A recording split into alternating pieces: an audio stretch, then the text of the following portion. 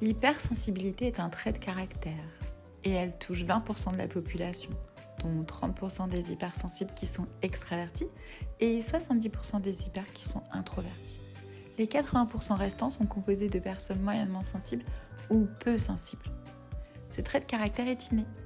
Petit florilège de ce qu'on peut entendre en tant qu'hyper. Tu es trop à fleur de peau, tu prends tout contre toi, tu es trop sensible, à ton âge tu dors trop, tu es trop timide. Et à l'inverse, qu'est-ce qu'un hyper peut se dire ? Lui, pourquoi mes émotions sont-elles si fortes ? Pourquoi est-ce que je prends tout à cœur ? Je me sens fatiguée, je suis toujours fatiguée.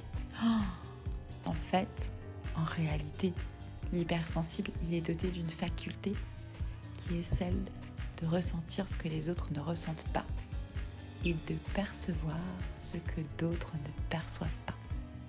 Je m'explique. Les 5 sens sont beaucoup plus développés chez les hyper. On a l'hyperacousie, qui veut dire qu'on entend tous les bruits, même les plus aigus, ce qui est assez contraignant et difficile. L'hyperesthésie, ça concerne le toucher. Et le toucher, ça peut faire de très grandes masseuses. Bref, il y a aussi autre chose qui est très très développée chez nos amis hyper. C'est leur instinct, voire leur intuition. Le cerveau a le pouvoir d'emmagasiner et de trier plusieurs informations en même temps. Ce qui va amener l'individu à être beaucoup stimulé. L'hyper perçoit tout. En fait, ses 5 sens, voire son 6e, brasse beaucoup plus d'informations que les autres. Et du coup, ça lui donne un super pouvoir. Le stress, ainsi que les stimulations extérieures, les bruits, les odeurs, les températures, la foule et les sensations intérieures, la faim, la soif, deviennent pour l'hypersensible de l'hyperstimulation. Ce qui engendre bien sûr des réactions excessives, telles qu'une grosse fatigue, une émotion qui paraît démesurée, mais qui est en accord avec son ressenti. Le cœur qui palpite, un trouble de mémoire, une perte totale de maîtrise de soi, etc.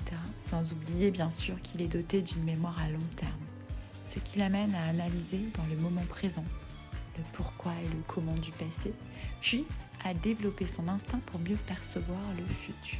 Il est toujours temps, et encore temps, de l'accepter et d'apprendre à l'écouter. Il est aussi temps pour nos hypersensibles de définir les limites. Il est temps aussi de libérer son hypersensibilité de tout jugement, qu'il soit intérieur ou extérieur, car l'hypersensible est son pire juge intérieur. Par ailleurs, plus une personne est sensible, plus elle a de la chance d'être intelligente.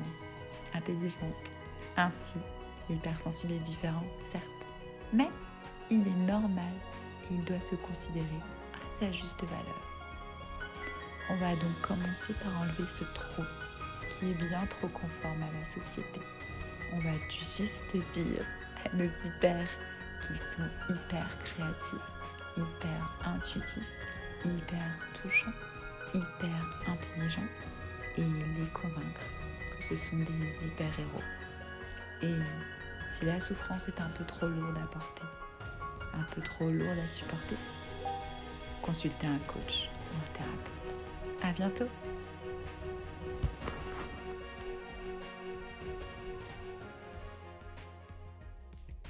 Coucou, c'est Rosie. N'hésitez pas à revenir vers nous pour en savoir plus. Et avec la communauté de Rosie pour la vie, vous serez bien conseillés. À bientôt.